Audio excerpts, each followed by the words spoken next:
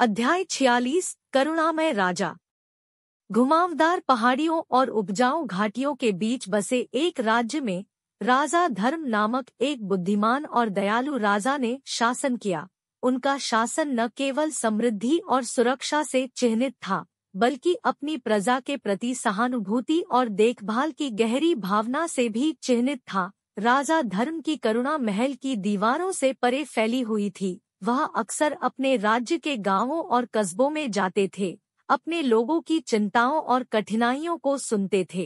उन्होंने जो पीड़ा देखी उससे उनका दिल हिल गया और उन्होंने अपनी प्रजा के बोझ को कम करना अपना मिशन बना लिया। एक धूप वाली सुबह जैसे ही राजा धर्म पास के एक गांव की अपनी पारंपरिक यात्रा पर निकले, उनका सामना सड़क के किनारे बैठे एक भिखारी से हुआ।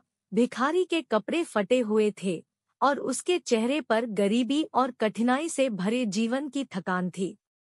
राजा धर्म गर्मजोशी से मुस्कुराते हुए भिखारी के पास गए और पूछा, प्रिय मित्र, आज आपको इस विनम्र स्थान पर क्या लाता है? क्या मैं आपकी कुछ सहायता कर सकता हूँ? राजा की पहुंच से चकित होकर भिखारी ने जवाब दिया, ओ महान राजा, मैं दुर्भाग्य से बोझिल एक भिखारी हूँ। मेरे पास कोई घर नहीं है, कोई परिवार नहीं है और आजीविका का कोई साधन नहीं है। मैं आप जैसी दयालु आत्माओं की दया पर हूँ। राजा धर्म ने बिना किसी हिचकिचाहट के अपना हाथ बढ़ाया और कहा, प्रिय मित्र, आज आप एक दयालु राजा की उपस्थिति में हैं। मैं आपको आश्रय, भोजन और जीवन में एक उद्देश्य प्रदान करूंगा। तुम्हें और भीख मांगने की जरूरत नहीं है। राजा की दया से अभिभूत होकर भिखारी ने कृतज्ञता के आंसू के साथ इस प्रस्ताव को स्वीकार कर लिया। राजा धर्म ने अपनी बात पर खरा उतरते हुए भिखारी को महल के मैदान के भीतर एक आरामदायक आवास प्रदान करने की व्यवस्था की और उसे शाही उद्यानों की देखभाल करने वाले के रूप में नियुक्त किया।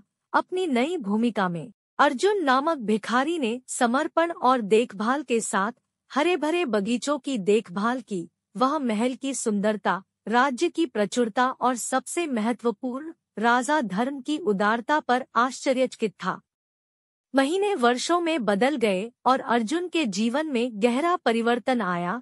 भीख मांगने की अनिश्चितताओं से बोझिल न होकर उन्होंने अपने काम में उद्देश्य और गरिमा पाई। वह अपने हरे अंगूठे और उनकी देखरेख में फलने फूलने वाले चमकीले बगीचों के लिए जाने गए। एक दिन जब अर्जुन एक विशेष रूप से जीवंत गुलाब की झाड़ी की छंटाई कर रहे थे, एक कांटे ने उनकी उंगली को चुभ लिया, जिससे एक पंखुड़ी पर खून की एक बूंद गिर गई। वह विस्मय से देख रहा था कि पंखुड़ी उसका खून सोख रही थी और भी अधिक जीवंत रंग के साथ चमक रही थी। इस अनुभव ने अर्जुन के भीतर एक गहन अनुभूति को जन्म दिया। उन्होंने महसूस किया कि जीवन की सुंदरता और समृद्धि महल या शाही उद्यानों तक ही सीमित नहीं थी, बल्कि हर जीवित प्राणी में निहित थी। उन्होंने सभी अस्तित्व के साथ परस्पर जुड़ाव की गहरी भावना महसूस की। अर्जुन राजा धर्म के पास गया और बोला, महामहिम, आपने मुझे जो जीवन दिया है और आपके परोपकारी शासन में मैंने जो सबक सीखा है, उसके लिए मैं बहुत आभारी हूँ। आज मुझे यह समझ में आया है कि एक दयालु राजा का वास्तविक उपाय केवल अपनी प्रजा की भौतिक आवश्यकताओं को पूरा करना नहीं है, बल्कि सभी प्राणियों के आंतरिक मूल्य और परस्पर जुड़ाव को पहचानना है। अर्जुन के ज्ञान से प्रभावित होकर राजा धर्म ने सहमति में सिर हिलाया। उन्होंने महसूस किया कि करुणा का वास्तविक सार दान के कार्यों तक ही सीमित नहीं है, बल्कि प्रत्येक व्यक्ति की अंतर्निहित गरिमा और मूल्य की मान्यता तक विस्तारित है। राजा धर्म की करुणा और अर्जुन के परिवर्तन की कहानी पूरे राज्य में फैल गई, जिसने शासकों और शासित दोनों को प्रेरित किया। यह एक अनुस्मारक के रूप में कार्य करता है कि करुणा जब ज्ञान के साथ जोड़ा जाता है तो न केवल व्यक्तिगत जीवन बल्कि पूरे राज्यों को बदलने की शक्ति होती है, जिससे सभी प्राणियों के बीच एकता और परस्पर जुड़ाव की भावना को बढ़ावा मिलता है।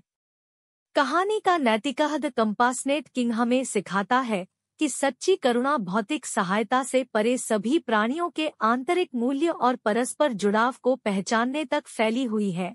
यह हमें याद दिलाता है कि दयालुता के कार्य जब ज्ञान के साथ जुड़े होते हैं तो न केवल व्यक्तिगत जीवन बल्कि पूरे समुदाय को बदल सकते हैं, लोगों के बीच एकता और सहानुभूति को बढ़ावा दे सकते हैं।